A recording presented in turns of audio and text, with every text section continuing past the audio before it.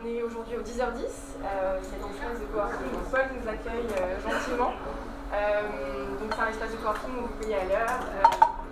Les consommations sont, on va dire, limitées, vous payez à l'heure, vous entrez, vous sortez. Il y a tout type de... Enfin, ça convient à peu près à tous les entrepreneurs de nos jours. Je me perds un petit peu. Je crois que je vais laisser la parole à Marjolaine. Bonjour à tous. Comme je vous le racontais, moi ça fait un moment que je suis dans l'aventure, ça fait presque 4 ans, même si pendant la moitié j'étais étudiante, puis freelance, donc il y a eu différents degrés d'implication, contraintes. Mais du coup voilà, il y a pas mal de choses à raconter, vous pouvez aussi voir les moments où il faut creuser, les périodes qui vous intéressent. Donc Jam aujourd'hui aide les étudiants à trouver tout ce dont ils ont besoin et envie gratuitement grâce à une conversation qui se fait par SMS, Facebook Messenger, bientôt Twitter, WhatsApp, peu importe la plateforme en fait. Une conversation qui se fait avec une intelligence artificielle qui est supervisée et entraînée par des humains. Donc on va pouvoir demander à Jam par exemple un appartement, un job, un stage, un bar, un restaurant, des cadeaux, des voyages, peu importe. Si on prend la galère du logement par exemple, qui était le premier point d'ancrage de notre projet, on a tous vécu, surtout à Paris, le moment où on se dit je galère avec ma recherche d'appart, j'ai trouvé les sites sans grand résultat. Nos potes au café ils nous disent ouais ça craint le réseau et les qui existent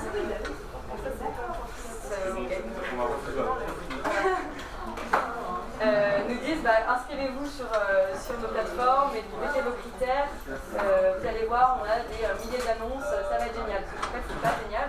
Donc, ils sont autant en train de galérer. Et tout ce qu'on veut, c'est trouver les bons apparts qui correspondent à ces critères, sans avoir à s'inscrire sur une dizaine de sites.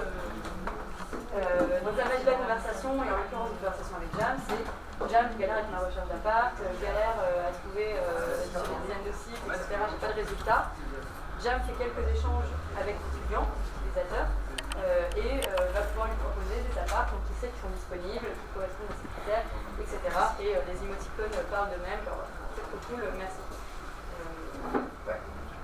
Donc Jam finalement c'est à la croisée entre la hotline du 118-218, le génie de la lampe, l'ami toujours dispo, la maman qui rassure, la personne de confiance, même l'assistant personnel. Alors, on s'est un peu cherché sur le terme du wording, on y reviendra aussi, mais toujours est-il qu'au confluent de tout ça, on est l'ami de confiance de l'étudiant, un service pour les étudiants, qui va l'accompagner au quotidien et l'aider à trouver tout ce dont il a besoin, grâce à un tandem un petit peu original entre une intelligence artificielle et des humains. Intéressant à raconter, c'est intéressant. C'est comment on en est arrivé là. Comment on a eu l'idée de Jam, qui ne s'appelait pas Jam à l'époque, ça s'appelait Blackbird, et comment on a créé cet assistant personnel, même si on ne communique pas sur ce terme à l'extérieur, on communique plus sur l'ami d'étudiant, et comment on a créé en fait cet assistant personnel par message. En fait, j'étais étudiante, j'ai étudié dans pas mal d'endroits à l'étranger, en France, et je me suis rendu compte qu'il y avait un besoin, il y avait un problème. C'était trouver un appart, trouver un petit job, trouver un covoiturage sans avoir peur avec qui on va se retrouver, trouver des bouquins qui ne coûtent pas $100 quand on est aux États-Unis. Enfin, pas mal de besoins récurrents, de problèmes. Et en discutant avec des étudiants, je me suis rendu compte que je n'étais pas la seule à l'avoir, qu'on l'avait d'une année sur l'autre et qu'il y avait des points de vision qui disaient qu'on n'arrivait pas à résoudre ce problème.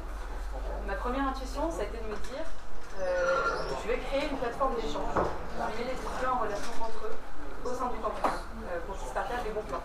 Donc ils se refilent les apparts, les jobs, les stages, les bars, etc. Et en fait, une fois que j'ai eu cette idée, j'ai été passionnée par cette solution. Et ça a été ma plus grosse erreur. Il y a une phrase qui n'est pas de moi qui dit Your solution is not my family problem. Gardez-le en tête. On s'en fout. La solution, c'est pas ce qui compte. Un entrepreneur, il n'est pas censé, je l'ai appris à mes dépens, être amoureux de sa solution, il est censé être amoureux de son problème. Et on croit que le aha moment, c'est le moment où on trouve la solution. Le eureka, ça fait clic, ça y est, j'ai trouvé une solution. Maintenant, j'ai plus qu'à la développer, trouver des associés, des clients, une solution technique, de l'argent, etc. Pour moi, ça, c'est le plus gros écueil. Le aha moment, c'est le moment où vous trouvez, en fait, où c'est votre marché qui va vous amener la solution. c'est la passion d'entrepreneur pour moi, elle vient de la passion pour un problème. Et le aha moment, il va arriver beaucoup plus tard qu'au moment de la création. Et si j'avais su ça, je pense que j'aurais gagné 2 ans. Heureusement 2 ans où je faisais aussi autre chose et j'ai pu un peu tâtonner et apprendre. Et je n'ai pas perdu 2 ans, c'est une pure perte sèche de ma vie. De toute façon, c'est jamais perdu. Mais en tout cas, j'aurais quand même bien aimé les gagner plutôt que d'avoir une balance neutre. On a testé, donc je me suis associée avec un ingénieur et on a créé le produit. On a passé 8 mois à créer une plateforme en étant convaincus que, comme en plus on était la cible de notre projet, du problème qu'on voulait résoudre, on avait un peu la science infuse. De toute façon, on ne pouvait pas se tromper parce que cette plateforme qu'on avait en tête, qui mettait en relation les étudiants entre eux, on en avait besoin dans notre quotidien d'étudiants. Et on ne s'est pas posé plus de questions que ça. On n'a pas fait d'interviews utilisateurs à part nos amis, etc. On s'est enfermé dans notre grotte. Ouais. Il disait c'est une super idée, c'est cool. D'ailleurs, moi je verrais bien aussi ça comme fonctionnalité, et ça aussi, et ça aussi. Mais en fait, tu te retrouves à être un peu l'entrepreneur de service de ta bande de potes, où ils disent je connais quelqu'un qui est en train de faire un projet, je vais lui dire tout ce dont j'ai toujours rêvé. Et toi, tu crois qu'en train de collecter du feedback, et tu te rassures, et tu dis oui, mais en même temps, ils ne savent pas aussi bien que moi ce que je veux faire, ils n'ont pas tous les éléments de contexte, tu vas essayer de leur faire plaisir, et du coup, en fait, les 2 réactions sont mauvaises, parce que soit tu ignores, parce que tu te dis, mais ils ne sont pas aussi à fond dans le projet que moi, donc ils ne voient pas ce qu'il faut faire. Et c'est moi qui ai la vision, je suis visionnaire, j'imagine des trucs, soit tu les écoutes et c'est hyper dangereux.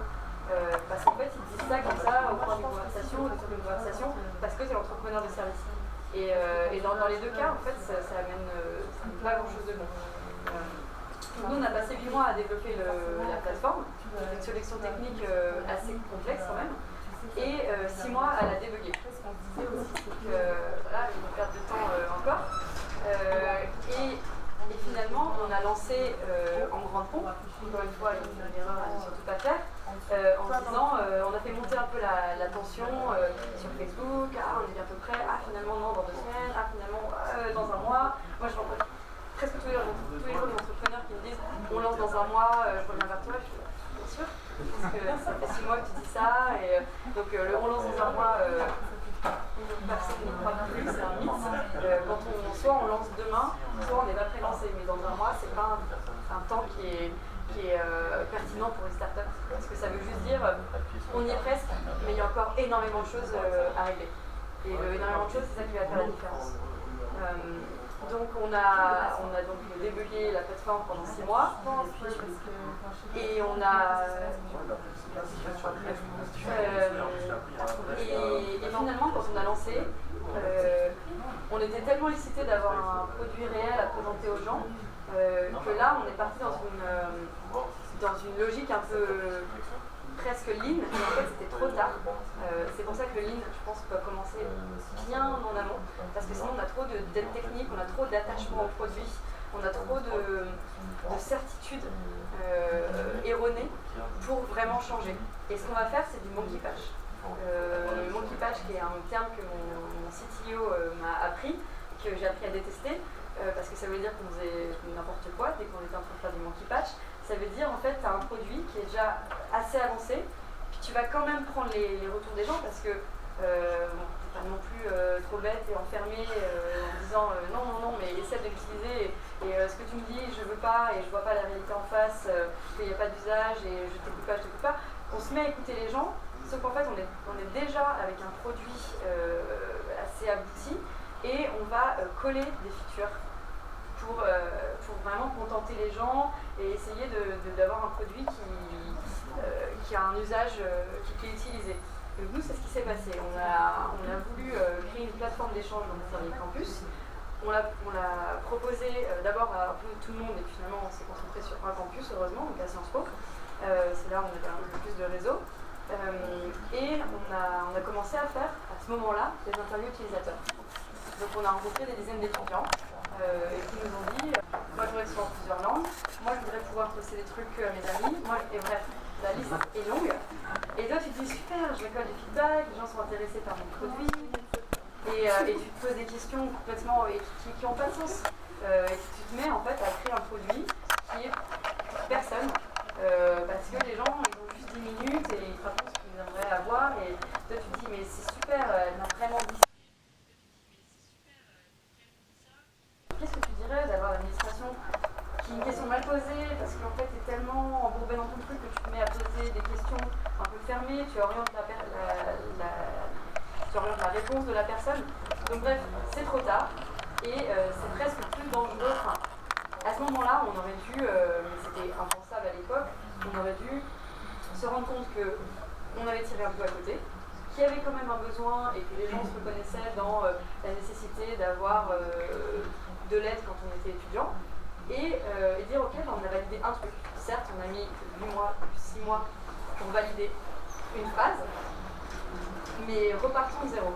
Et c'est ce qu'on a fait plus tard. On a fait ça un an plus tard. Sauf que ça nous a pris un an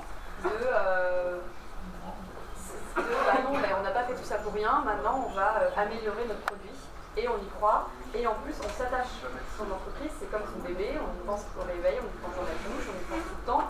On est convaincu qu'on a trouvé quelque chose. Et donc à ce moment-là, on est déjà hyper attaché à ce produit qu'on a mis des mois, des semaines, des nuits blanches, du design, de l'énergie, de l'émotion à construire. Et donc on n'a plus envie de nos critiques. Ça, c'est hyper dangereux. Et malgré, on a plus de lucidité en fait par rapport au produit. Donc nous, on a quand même Monkey Patché, donc on a fait l'illustration, on a fait l'interface. On a fait un contrat d'ailleurs, on a eu les associations, on a enlevé les catégories, enfin on a fait énormément de choses. Et comme on était quand même à l'écoute et très très passionnés, et qu'on commençait à entendre un petit peu les principes du Lean Startup et autres, comme do things that don't scale, va chercher tes premiers utilisateurs à la main, fais les choses au fur et à mesure, etc. On a quand même eu quelques premiers modestes succès à Saint-Flour, parce qu'on s'est concentré sur une communauté. Mais c'était un peu des vanity metrics, c'était pas du réel. C'est-à-dire qu'on était content quand on avait par exemple des centaines d'étudiants qui s'inscrivaient d'un coup, sauf qu'en fait les étudiants ils revenaient pas, mais on était quand même contents. En fait on s'accordait à des choses à combien il y avait de personnes sur la plateforme à un temps donné, donc on était là sur le temps réel, il y en a 12, il y en a 100, machin. Mais finalement, oui, parce que tu mets tellement d'énergie dans une communauté fermée que tu finis par te faire un peu repérer et que les gens testent, etc. Mais tu n'es plus dans des conditions réelles. Et ça aussi, c'est dangereux. Et donc, on a quand même eu quelques premiers succès qui nous ont permis de rejoindre le NUMA, l'accélérateur juste à côté, qui nous ont permis d'avoir une première levée de fonds de 100 000 € auprès de l'alumni de Sciences Po, justement. C'était plus type Friends and Family comme type d'investissement. Et là, ça a été une période vraiment charnière dans l'histoire de la boîte, parce que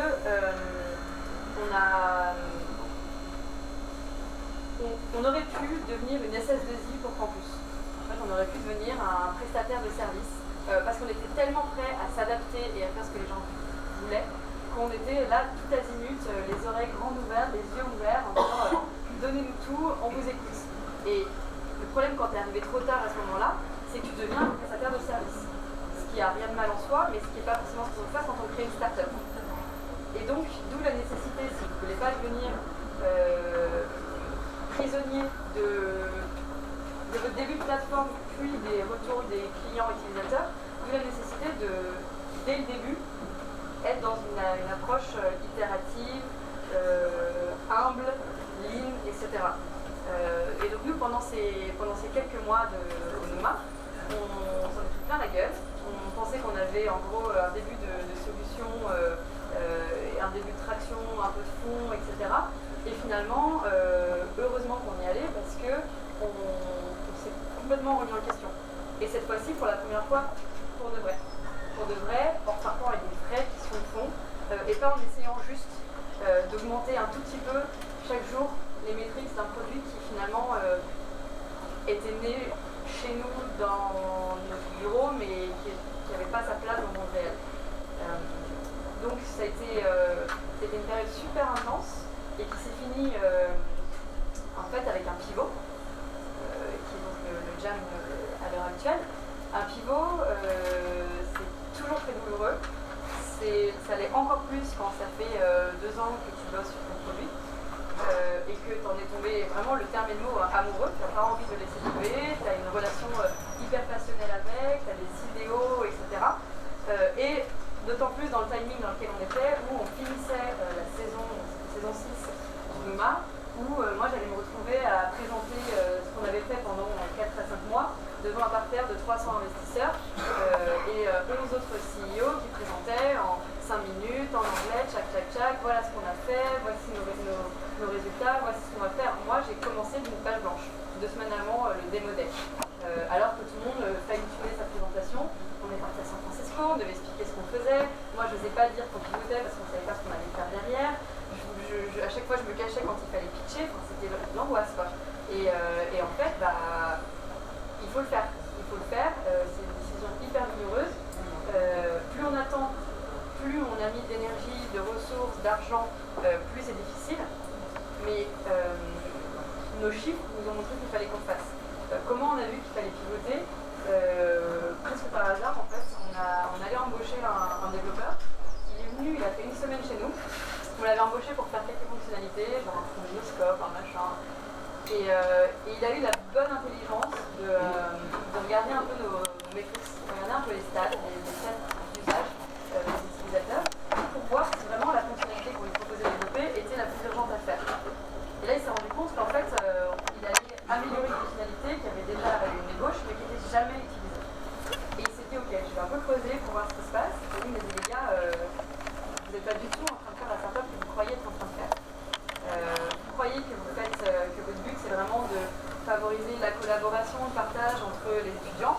En fait, ce que vous êtes en train de faire, c'est de proposer du contenu de qualité, curated à une communauté.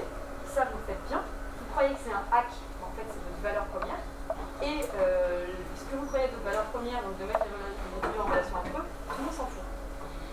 Et effectivement, comme on était sur nos métriques de on a combien d'inscrits aujourd'hui, on en a combien en temps réel, etc., on ne voyait pas que nos efforts marketing de aller démarcher les commerces autour de l'école, aller trouver des stages super sympas, des petits jobs, etc., qui étaient censés être un hack pour arriver aux métriques qu'on regardait, c'était en fait ça qui créait de la valeur.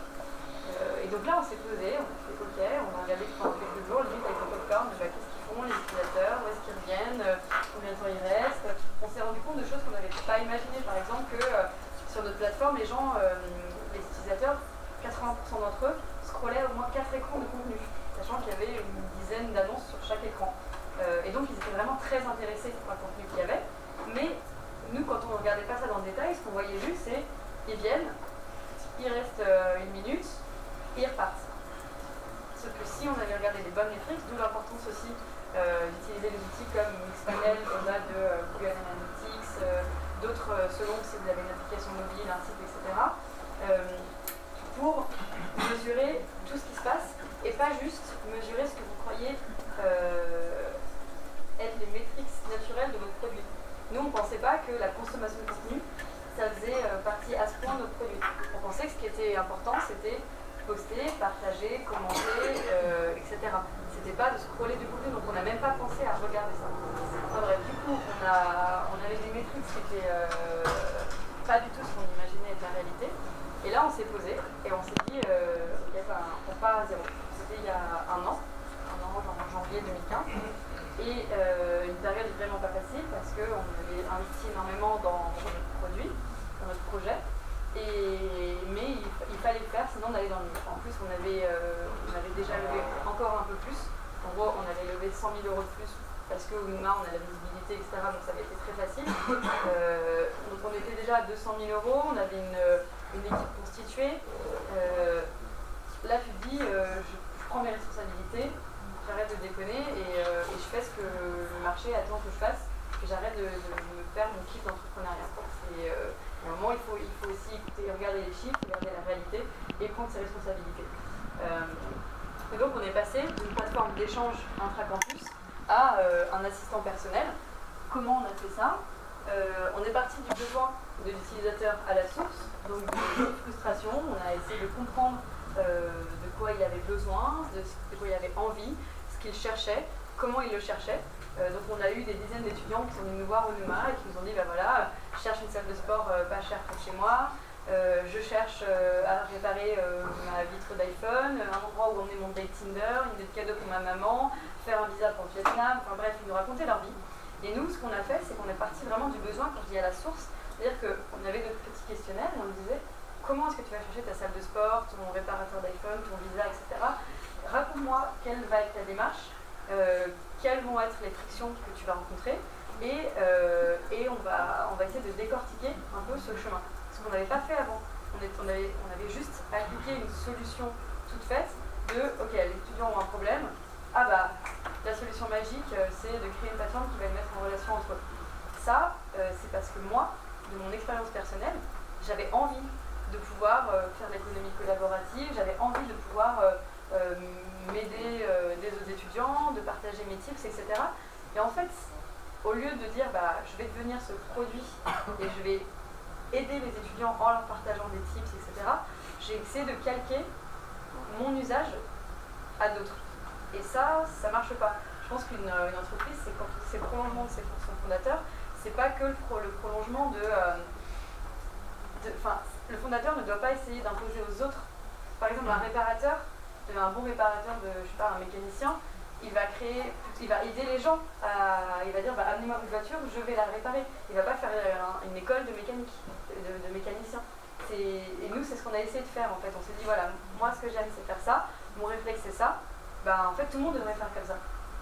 Et non, ce qui est la différence avec Jam aujourd'hui, c'est nous on réfléchit comme ça, on aime bien trouver les petites adresses, des trucs sympas, discuter dans l'interaction. Bah, au lieu de dire aux gens faites ça, bah, on va le devenir, on va le faire. Alors ça, maintenant c'est facile à dire un an après qu'on a un peu mis la théorie derrière, etc. À l'époque, on était juste en train de se dire ok, on va repartir de zéro et on va voir ce qui se passe.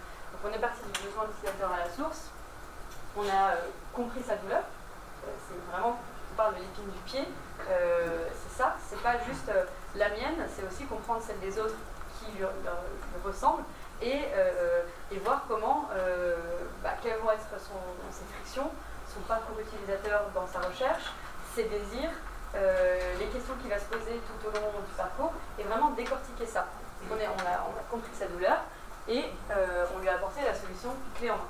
Parce que finalement, rien n'est plus appréciable pour un utilisateur, surtout aujourd'hui où on shift une économie de services, puis économie collaborative, puis à la demande.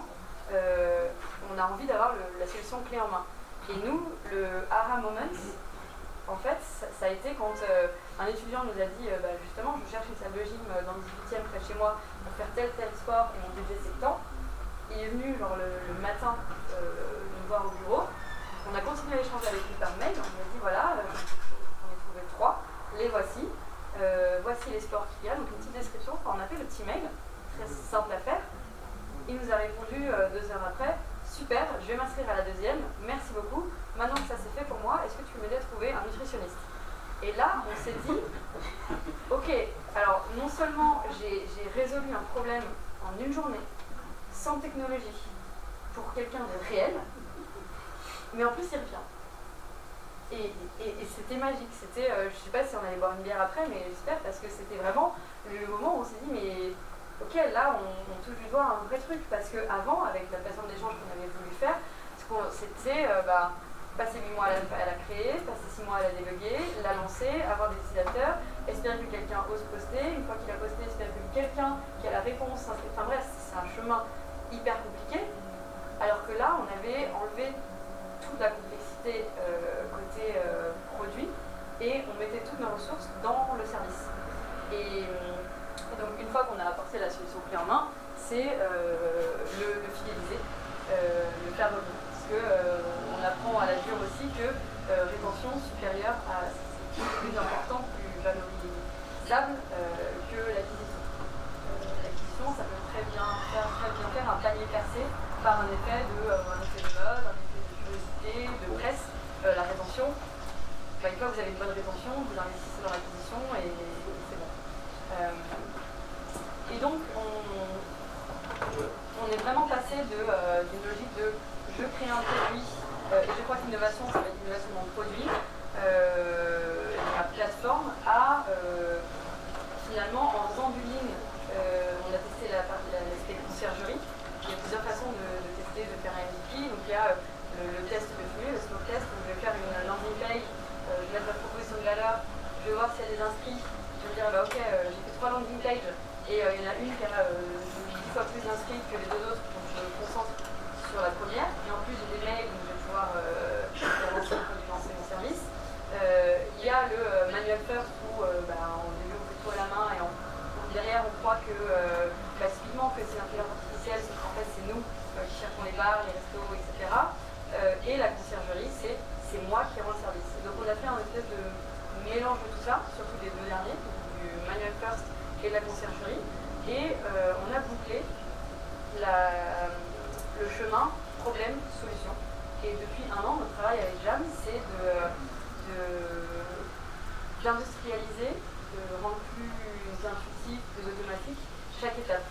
Donc quand on a une recherche, au début il faut formaliser sa demande, il faut échanger pour affiner une requête, donc une demande, il faut aller la chercher dans les ressources précises, il faut formaliser dans un template de message le contenu de cette recherche, il faut la pousser à l'utilisateur, il faut comprendre s'il est content ou pas du contenu, puis affiner, etc., etc. Puis le relancer, enfin bref, il y a énormément de choses en fait qui se passent très simplement quand on ferme une journée pour Jean-Claude, qui s'appelle de c'était vraiment Jean-Claude, dans le 18e. Et du coup, il y a ce moment où on se dit, ok, mais j'ai bouclé ma boucle problème-solution, bah, maintenant je vais créer une boîte. Parce que j'ai vraiment tiré les fils du pied de quelqu'un. Et c'est pas avant, c'est pas genre j'ai identifié un problème, je crois que j'ai la solution magique, allez on fait la boîte. Je pense que ça évite d'énormes stupeurs et d'énormes torpeurs aussi de commencer en se disant voilà j'ai un problème, j'ai une solution, maintenant je l'ai fait pour avec mes petits bras et gratuitement pour tout le monde. Bah, je vais le faire maintenant pour 100, puis 1000, puis 100 000, avec pas que mes petits bras, et avec aussi la technologie et d'autres compétences. Et puis en plus, je vais essayer de voir où je crée de la valeur, et c'est là que je vais créer mon business model. Et le business model, c'est aussi quelque chose qui s'invente, qui n'est pas forcément là dès le début. Même si aujourd'hui, il y a tellement de startups qu'il y a des patterns qui émergent, le business model, pour moi, il découle en fait de votre produit. Parce que vous allez voir, ah, là je crée de la valeur pour un tel, finalement il y a une différence aussi entre l'utilisateur et le client. Nous par exemple, l'utilisateur ne paye rien, les étudiants ne payent pas. En revanche, nos clients sont toutes les entreprises qui ont des ressources à proposer aux étudiants et qui n'arrivent pas à communiquer avec eux. Et donc voilà, il y a énormément de choses qui vont se décanter, qui vont se créer naturellement à partir du moment où vous avez trouvé ce truc magique qui est de boucler le problème-solution vous-même. Et ça, voilà, c'est vraiment la chose que si je peux transmettre quelque chose, parce que oui, moi j'ai fait énormément d'erreurs, on s'en est relevé, et aujourd'hui on essaie d'être beaucoup plus méthodique, mais si je peux épargner à, je ne sais pas combien vous êtes, mais à quelques personnes de cette erreur de dire voilà, j'ai une solution. Quand on dit une entreprise, ça naît d'une idée. En fait, on ne sait pas si l'idée c'est problème, solution, et une idée c'est plus un problème. Et le problème, vous devez être obstiné. Ça vous évitera aussi d'avoir des doutes existentiels où on se dit mais c'est quoi la différence entre être persévérant et être obstiné? Moi, cette question, on me l'a posée, je me la suis posée, on se l'est posée à ma place. Bah oui, parce que j'étais obstinée par rapport à ma solution. J'étais persévérante dans le problème, mais il y avait un vrai problème. Et si j'avais été juste persévérante dans le problème et que j'avais pu avoir plus de recul par rapport à ma solution, j'aurais pas eu cette question existentielle. Donc je me dis non, mais le problème que j'essaie de résoudre n'est toujours pas résolu. Donc j'ai raison de continuer. Alors que quand on se dit le produit que j'ai créé il marche pas, est-ce qu'on a raison de continuer ou pas? Et après ça pose la question de est-ce que c'est moi qui dois le faire? Est-ce que c'est un vrai problème? Parce que c'est pas facile de trouver un vrai problème. Parfois, on a des problèmes, c'est des gens qui te pichent un truc. Oui, en fait, c'est pour les gens qui ont des tondeuses, qui machin, dans les. Ouais. Je sais pas un problème, quoi. En fait, on s'en fout et avant même de se demander si on a déjà des solutions pour résoudre, il y a des gens qui vont dire mais c'est pas un problème, là, t'es en train de... Et il y a des gens aussi qui vont te pitcher un problème sous forme de solution. Enfin, plutôt une solution en faisant croire que c'est un problème. Ils vont dire, alors le problème c'est qu'en fait les gens n'ont pas une appli qui leur permet de... c'est pas un problème. Ouais, c'est pas, ils n'ont pas une appli. Si, parce qu'en fait, tu vois, les gens ils peuvent pas échanger sur leur chien qui machin, alors c'est un problème. Non. Et vraiment parfois je parle avec des gens et pendant 5 minutes, je les fais reformuler jusqu'à ce qu'ils ne parlent plus de leur solution. Ils disent juste, ok, le problème, c'est qu'en tant que X, je n'arrive pas à faire ça. Mais je pense que si on regardait là un peu, la plupart enfin, instinctivement, on est tellement content et fier d'avoir eu une idée, d'avoir eu une solution, que finalement on ne fait plus la différence entre le problème et la solution. Alors que quand on en parle dans la vie réelle, hors start-up, etc., ça paraît, enfin un problème et une solution, ce serait bien, hein, c'est la même chose. C'est pas la même chose. Mais finalement, quand on crée une start-up, la frontière devient très floue. Et on croit que le problème, c'est que les gens n'ont pas votre solution. Non, c'est pas ça le problème. Donc voilà, moi, si un truc à dire, c'est soyez amoureux de du problème, levez-vous pour résoudre un problème, et soyez hyper humble et hyper à l'écoute sur la solution. Parce que c'est pas vous qui allez la trouver, ou alors c'est un hasard, un très très heureux hasard, mais du coup, vous aurez d'autres problèmes, hein, parce qu'il faut bien équilibrer. Donc dites-vous juste que c'est pas vous qui avez la vérité et que votre talent ça va être d'aller trouver la solution et votre talent c'est pas juste de l'exécuter à partir de jour 1. Voilà. Du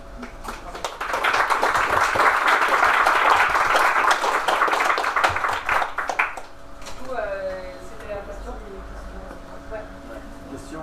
Alors c'est une question que j'ai posée aussi chez Airbnb à la responsable de partenariat parce que son principe de mettre en contact par exemple des gens qui voyagent avec des gens qui ont des biens pour les mettre en contact, est-ce que par exemple on a des problèmes d'étudiants qui veulent se mettre à chercher logement avec des particuliers, il dit non c'est pas mon marché. Alors, je te pose la question, c'est ton marché en fait il est étudiant et quand je vois cette solution qui effectivement a l'air ultra simple, ultra intéressante, est-ce que tu as pensé par exemple à proposer ce service, par exemple, à des entreprises? Là, d'abord, ton business model, j'ai compris, c'est l'étudiant. Donc, je pense que c'est peut-être trop tôt. Mais est-ce que tu as imaginé qu'un jour, tu dises, voilà, quand je serai bien réglé sur mon truc d'étudiant, je le proposerai, pourquoi pas, à des entreprises où ils ont besoin, pour moi, c'est une conciergerie ultra facile, du bout du doigt, tu demandes un truc et tu l'as, et on n'a pas le temps, on est pressé, on est stressé, et tu m'apportes une solution rapide, j'ai besoin de... En fait, c'est même pas nous qui avons pensé, c'est que toutes les semaines, sans mentir, on a une entreprise qui nous demande si on ne vend pas Jam en marque blanche. Et à chaque fois que moi je reprends du dîner à mon équipe technique, genre, mais quand même, c'est un marché, ils me disent pas tout de suite, on n'est pas prêt, ce serait un autre pivot, c'est un autre marché, et ça nous prendrait beaucoup trop de ressources. Mais on a eu des propositions géniales un blockbuster, ils m'ont pas nommé d'ailleurs, je sais pas ce que c'est, mais ça sortira en juillet avec un super-héros français qui ils voulaient que les jeunes puissent discuter par SMS avec le super-héros. Donc ils nous demandaient ce qu'on peut utiliser déjà, mais on a des centaines de milliers d'euros de budget. Ouais, mais non. Et ça on l'a fait, même avec Blackburn, notre premier produit. À un moment on a Capgemini qui fait sa plateforme, on en a fait une anti-café, on en a fait une Partech Shaker. Tu te perds, tu dis ouais, tu vois, des mamans, des parents d'élèves en Angleterre qui voulaient pas un groupe Facebook, mais un endroit pour... Et en fait tu perds complètement ton identité, tu essaies de contenter tout le monde, mais du coup tu ne contentes plus personne. Des musiciens à Berlin aussi qui voulaient un truc. Les gens, on a fait même dans un espace de coworking à Shanghai. Et on a même généré un tout petit peu de chiffre d'affaires avec ça. Mais voilà, tu crées un produit, il y a toujours des gens qui s'y retrouvent un peu, puis après qui vont demander ça, puis ça, puis ça. Oui, clairement, si on est très bon. C'est d'abord focaliser sur votre truc et vous êtes le meilleur sur le marché, et après. Puis voilà. Et c'est vrai que ça donne envie. Et je comprends aussi parce que j'ai aussi. Mais c'est une demande qu'on a tout le temps. Ouais, on a parlé beaucoup de la difficulté de pivoter au niveau psychologique à mon prof. Est-ce que plus ta difficulté grande, c'est la technique que c'est toi de pivoter? Parce que moi j'essaie d'imaginer un ingénieur qui est là pour construire un truc, qui va forcément faire de l'interview utilisateur, qui va avoir plus de mal, ou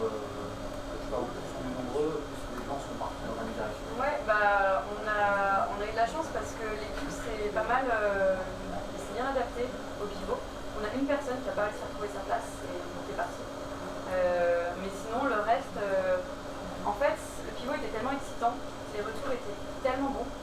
On comprenait même nous beaucoup mieux ce qu'on faisait parce qu'à force d'avoir fait, on avait notre plateforme, mais on était aussi sur Gemini pour un espace de coworking, pour les mamans d'élèves, pour les étudiants, que même nous on ne comprenait plus vraiment ce qu'on faisait. Et donc le fait de repartir à zéro, je pense que ça a été très dur pour moi parce que, comme j'ai dit, c'était mon idée et j'étais très attachée, mon idée de solution. Mais pour les autres qui avaient moins cet attachement émotionnel, rationnellement, c'est clair que c'était ce qu'il fallait faire. Et donc, finalement, l'équipe technique, on s'est adapté quoi. On s'est adapté, on est reparti de zéro. Et puis, c'est aussi le rôle des fondateurs de mener le cap et de dire écoutez, oui, vous êtes venus pour développer tel truc. Bah là, on repart. Et toi, tu es ingénieur, tu es là pour aider au bon développement de la boîte, tu n'es pas là pour faire plaisir sur des technos et des fonctionnalités. Donc c'est parti, c'est le cap. Ouais. J'aime bien cet aspect philosophique de la chose, pour chercher la solution, le problème plutôt que la solution. Je trouve ça assez smart et en quelques mots, tu as résumé quelque chose d'assez fondamental, je pense. Les erreurs séculaires qu'on a pu faire, même dans l'histoire. Tu nous expliques un petit peu je sais que tu veux faire un business model, référencement, comment ça fonctionne. Même si ce n'est pas le but de la... Ouais, rapidement. En gros, Jam, c'est un canal de communication privilégié à destination d'une population cible et volatile, que sont les étudiants. Et donc, quand on a une entreprise qui souhaite proposer des jobs, du stage, des missions ponctuelles, des ambassadeurs, qui souhaitent proposer des bons plans, que ce soit un bon plan one-shot, du genre des codes promo Airbnb, Uber, Blablacar, Deliveroo, nous, on peut les aider à le transmettre pour le plus grand bonheur des étudiants, ou du plus récurrent, genre 10% de réduction, etc. Nous, en fait, on va soit le faire à la main, c'est-à-dire qu'à la main, on va faire un template, par exemple, si vous envoyez, je sais pas, moi cette semaine, la semaine dernière, on a eu Wonderbox pour la Saint-Valentin, vous envoyez Wonder, et tu peux gagner une Wonderbox, et en même temps, tu avais un code promo de 10% sur les coffrets, où on va carrément l'intégrer dans l'API de Jam, dans le back-office, et quand un utilisateur va faire une demande, l'algorithme va faire remonter cette proposition. Et donc c'est une plateforme d'affiliation. Pour l'instant, c'est très manuel, mais on y vient. Ouais. Comment tu as rencontré ton fondateur? Alors, j'avais gagné un concours de business plan quand j'étais étudiante. Je suis partie 3 jours faire un peu une incubation accélérée. J'ai rencontré un ingénieur que j'ai débauché et qui a ramené Loïc, mon associé actuel, sur le projet. C'était un ami d'école. Ouais, je recherchais. En fait, non, je recherchais au moment où j'ai rencontré Loïc, mais le premier, Hugo, que j'ai rencontré pour le business plan. Moi, je pensais qu'en étant 3 business guys, ça allait le faire, quoi. Je me suis dit, on est 3, on va s'associer ensemble, on va confronter nos idées. J'en prendrai un designer et un prestataire développeur. Enfin, ouais, il y a 4 ans. Et avec 10 000 €, c'est bon, je me fais des fonds. J'ai aucune idée de quoi. Et en fait, on m'a dit, mais c'est bien, votre idée elle est cool, mais vous n'êtes pas du tout la bonne équipe. Et en fait, en discutant avec l'ingénieur Hugo, au travers de repas, juste parce que lui aussi était là avec son projet, il était dans un projet qui existait, je me suis rendu compte que c'est derrière un ingénieur avec ses idées, sa façon de voir les choses, etc. sur le projet, ce serait beaucoup plus structurant, plus intéressant, on irait plus loin. Et donc au début on a commencé à 3 avec notre Hugo et Loïc. Et Hugo a quitté le projet quand il a été diplômé pour aller faire autre chose et je suis le business plan, en fait, il y a les utilisateurs et puis les clients qui sont un peu des pros. Mais dans la démarche que tu as présentée, les problèmes, c'est uniquement les problèmes des utilisateurs. Tu n'as pas parlé des problèmes à cause des gens. Parce que ça veut dire que toute la valeur, elle est sur l'usage d'un côté utilisateur ou... Non, c'est une bonne question. En fait, on a créé le produit pour répondre à un besoin utilisateur qu'on avait identifié. Et en fait, c'est ça que je disais quand je disais regardez votre chaîne de valeur. votre business model il va sortir de là où vous allez identifier que vous créez de la valeur. Et en fait, c'est en concluant de pour qui vous créez de la valeur et qui est prêt à payer, c'est là que vous allez trouver vos clients. Et nous, on crée de la valeur pour les étudiants, mais ils sont pas prêts à payer. Et ça, c'est pas notre idée. En revanche, on s'est rendu compte, de fil en aiguille, mais c'était pas prévu à la base, qu'en aidant les étudiants à avoir la bonne information, bah, on enlevait une épine du pied de l'entreprise qui aimerait bien que leur info qui est bonne soit proposée. Et ce n'est pas toujours le cas. C'est parfois aux plus offrants, aux plus riches, aux plus connus, alors que tu as des startups qui ont des super projets, des super idées, des super solutions et qui n'arrivent pas à se mettre en avant. Donc si Jam peut être prescripteur et dire bah, attends, pour réparer ton smartphone, t'as fait ce truc, comme ça, t'es pas obligé d'aller. Ça crée de la valeur en fait pour toutes ces entreprises qui ont des ressources et qui n'arrivent pas à les communiquer. Et ça, c'est quand je disais que les choses se déroulent au fur et à mesure, ben c'est ça, c'est que tu résous un problème, tu es passionné sur résoudre ce problème pour un type de marché, un type de personne, et une fois que tu as résolu ça, tu vas te rendre compte que tu crées de la valeur. Alors, peut-être pour les gens pour qui c'est des problèmes, c'est au mieux, mais est-ce qu'ils sont prêts à payer ou pas? Est-ce que c'est intelligent de faire un modèle payant ou pas? Mais tu vas aussi cartographier toute la valeur que tu crées pour d'autres. Mais quelque part, j'essaie de comprendre la démarche, c'est de dire des trucs de résoudre un problème. Et là, en le faisant sur un bout de la chaîne de valeur, on n'est pas sûr, effectivement, d'avoir répondre aux problèmes de notre. Il y a quand même une part en fait, de risque. Non, parce qu'en fait, c'est pas un risque qu'on a pris. On ne s'est même pas dit on veut résoudre les problèmes d'entreprise. Et il se trouve que vous résoudre. Enfin, bah oui, donc il n'y a pas de risque parce qu'on l'a vu après. Sinon, en fait, si j'étais pas intéressé. Ouais. Bah, il y aurait eu d'autres. À partir du moment où tu résous un problème, l'influence sera pas, le business ne sera pas un problème. À partir du moment où tu tires l'épine du pied de quelqu'un, il y a forcément quelqu'un, pas forcément celui à qui tu as pensé au début et de la façon dont tu avais imaginé, il y a forcément quelqu'un qui serait prêt à payer pour ça. Sinon, c'est que tu ne résous pas le problème. Ça se trouve, les étudiants seraient prêts à payer. Sauf que c'est pas notre vision et on n'a pas envie de faire ça.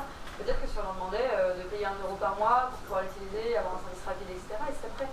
Notre vision, c'est plus de dire, à terme, on veut supprimer l'interface entre les hommes et les services. Bah, on ne paye pas pour avoir accès à une même interface. Donc, si on réfléchit avec un coup d'avance, notre business model de faire payer l'utilisateur n'est pas intéressant. Mais peut-être qu'il serait viable. Et peut-être qu'on ferait plus d'argent que ce qu'on fait aujourd'hui. Mais en tout cas, à terme, c'est pas la boîte qui nous intéresse de faire. Mais de toute façon, la question du business model, pour moi, elle n'est pas primordiale. Il vaut mieux avoir des pistes. Mais voilà, peut-être que ce sera de l'affiliation, peut-être que ce sera de recrutement, peut-être que ce sera un abonnement, la marque blanche, la marque grise, peu importe. Ce qui compte, c'est de dire je vais résoudre un problème. À partir du moment où on résout un problème vraiment, il y a forcément des gens qui sont prêts à payer. Okay. Vous avez combien d'utilisateurs aujourd'hui? Où est-ce qu'ils se trouvent?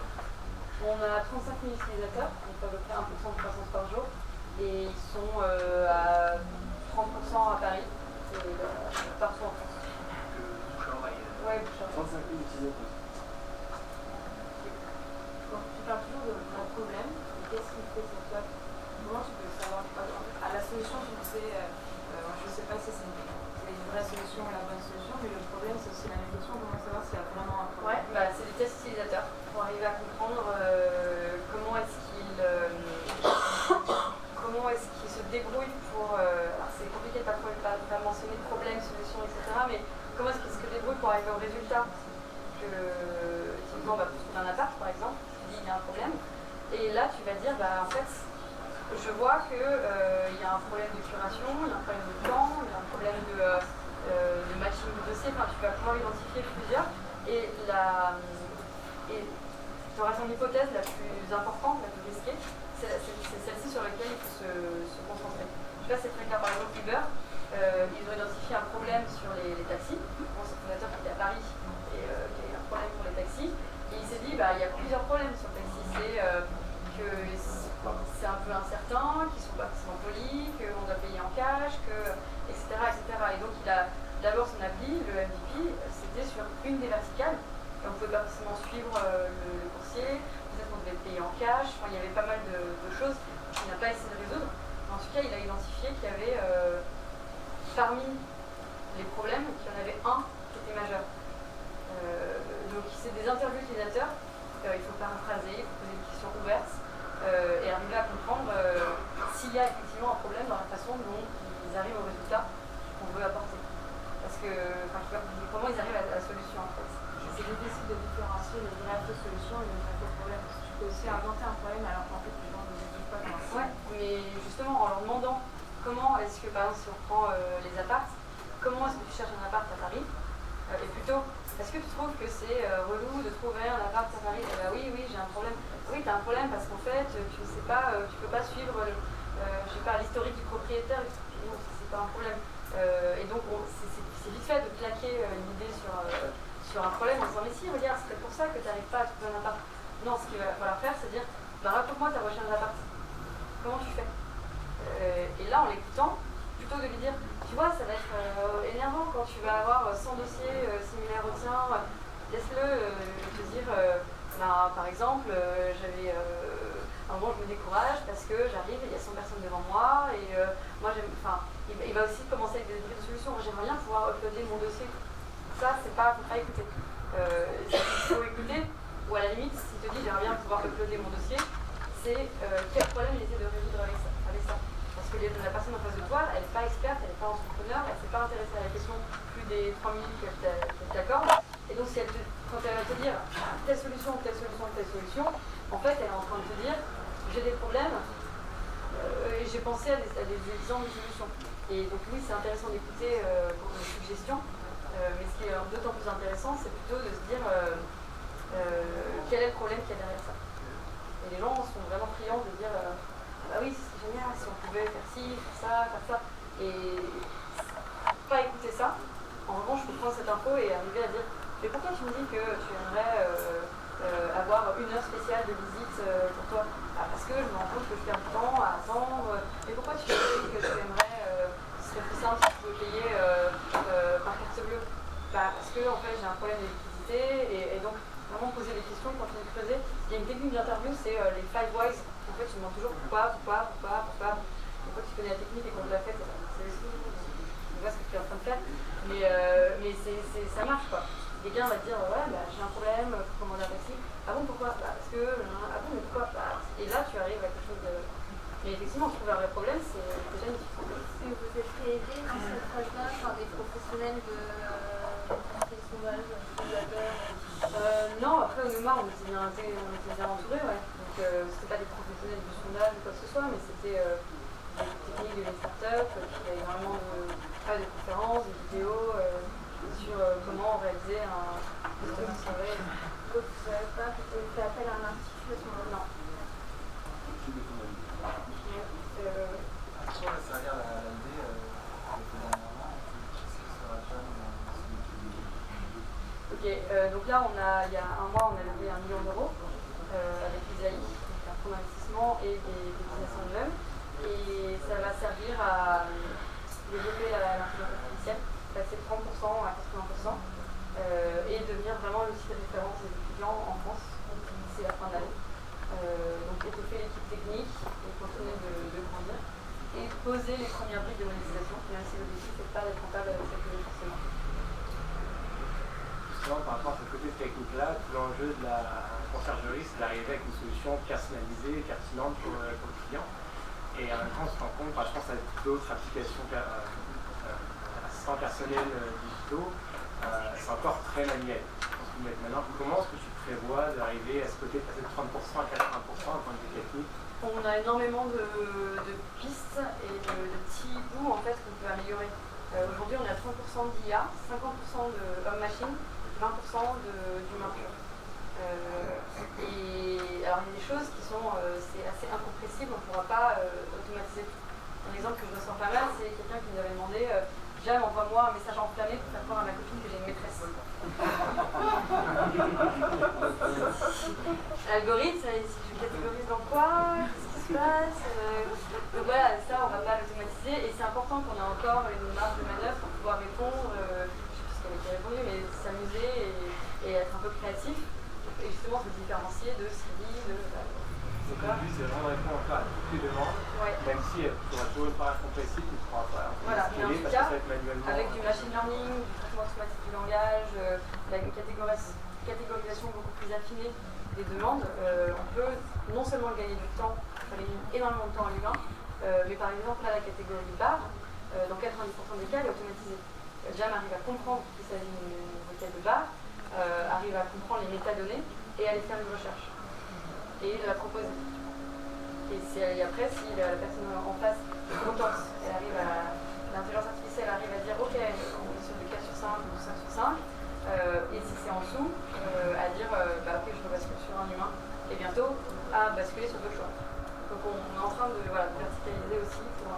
C'est un peu la course au premier qui va arriver à sortir une bonne solution artificielle.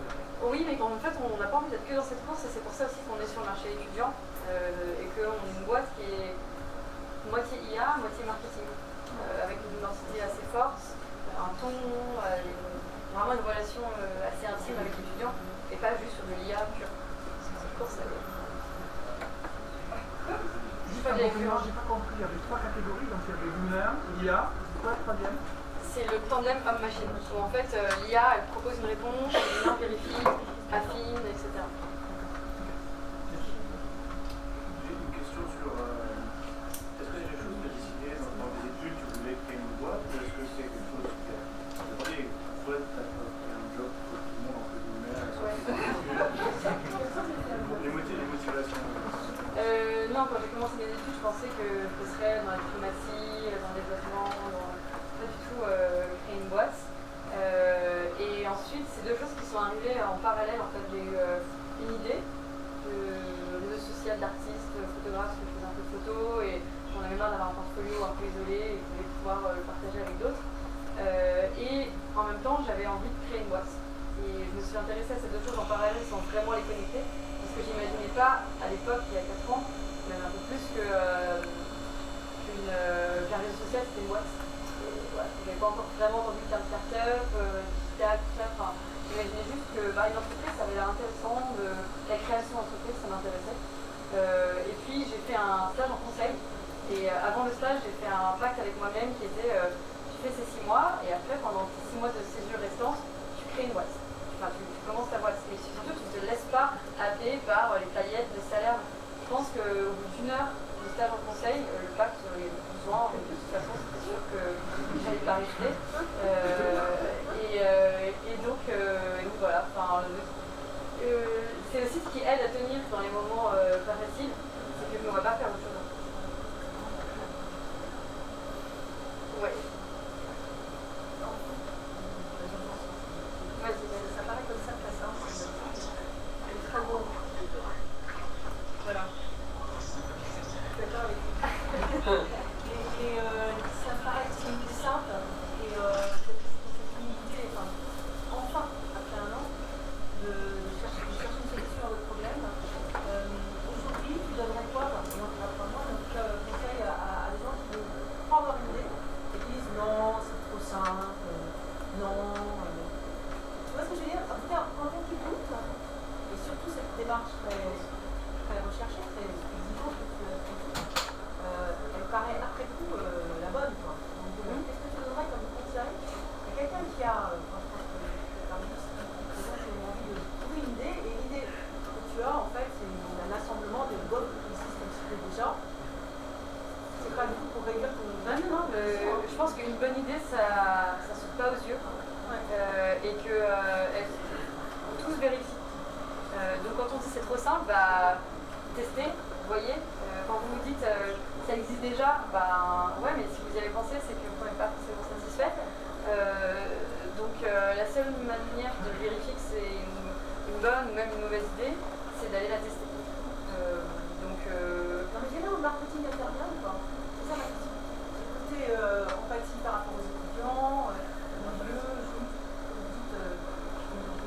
à la fois les organisations et le marketing. Le marketing, ça aide à booster une bonne idée, mais ça ne fait pas de 0, enfin 0 fois 1000, ça fait quand même 0.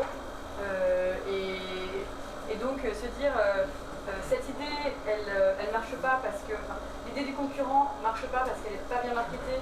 Si moi je fais un joli site, une identité visuelle sympa, etc., ça marchera. J'entends ça souvent. Et c'est faux. marketing, ça fait pas tout. Donc, enfin, non, oui, ça fait pas tout.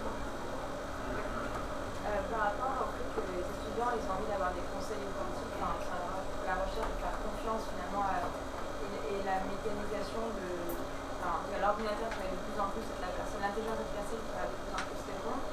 Est-ce que, et aussi le fait que le modèle d'affaires pour le moment c'est des entreprises qui vont vouloir un peu passer par la plateforme, est-ce que l'étudiant va avoir l'impression qu'on lui vend que c'est plus du conseil authentique, mais que c'est du conseil sponsorisé? En fait, ni les humains qui supervisent Jam, ni l'intelligence artificielle ne savent faire la différence entre ce qui est sponsorisé ou pas.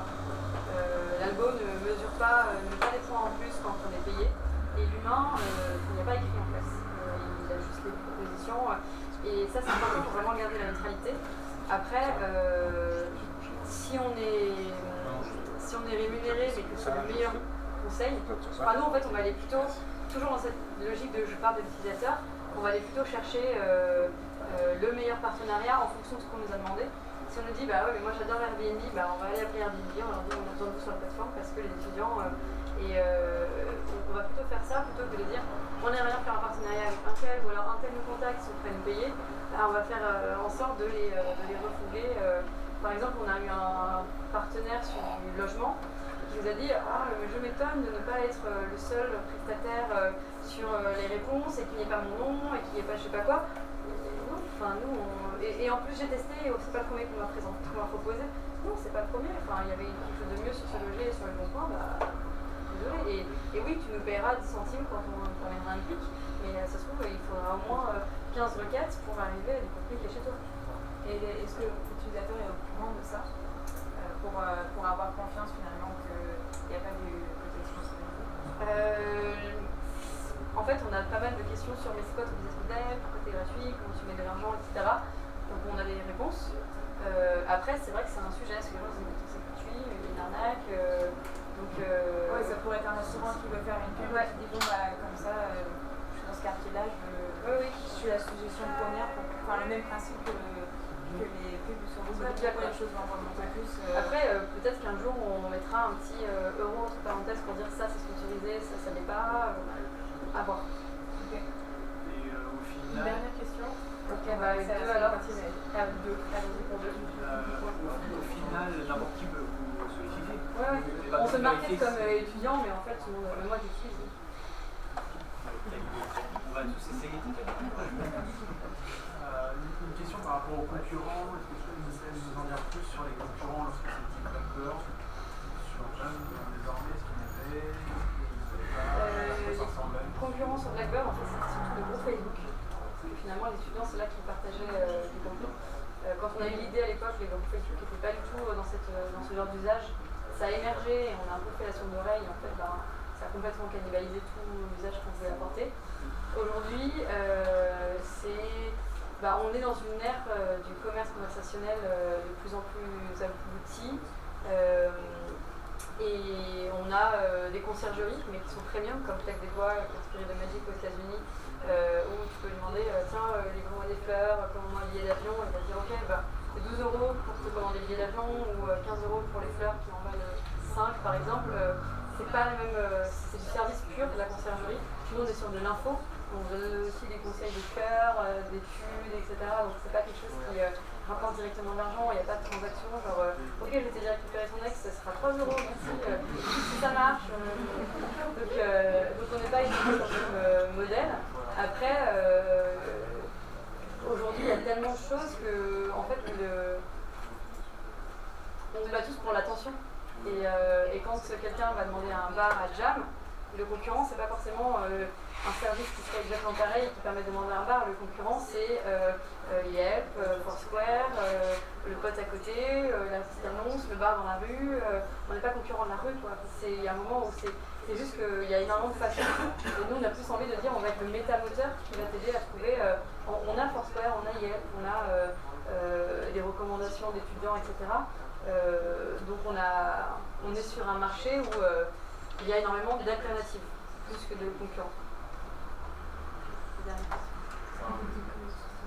voudrais savoir comment les entreprises vous ramènent. De quelle façon vous avez des contrats, comment ça se Ouais, pour l'instant c'est assez artisanal, donc c'est du contrat, on envoie un petit PDF, voilà. Commande de vie, et Voilà. les factures. Ouais. On est en train d'essayer, surtout sur les petits jobs, parce que ça marche bien, de l'industrialiser. Mais pour l'instant c'est un peu, alors on regarde le nombre de clics et on dit voilà, c'est pas tant, Et puis ils font confiance. Oui, bah eux aussi, on leur Google Analytics aussi. Et puis souvent, on le fait plus au résultat, au lead, au profil, au recrutement. Et donc, ils nous disent, bah voilà, j'ai besoin de 4 étudiants pour la semaine prochaine, parce que j'organise un séminaire et j'ai besoin qu'ils aient le permis, qu'ils parlent chinois, qu'ils aient tel critère. On dit, bah ce sera X euros par lead, ou X qui est Y qui est en supérieur à X pour le recrutement effectif. Vous choisissez quoi comme formule? Bah oui, bah moi je veux mes 4 recrutements à X euros. Voilà, après on dit bah voilà, si vous avez des profils. C'est une négociation commerciale sur 2 vies. Ouais, voilà, pour l'instant c'est ça. Ok, bah merci beaucoup.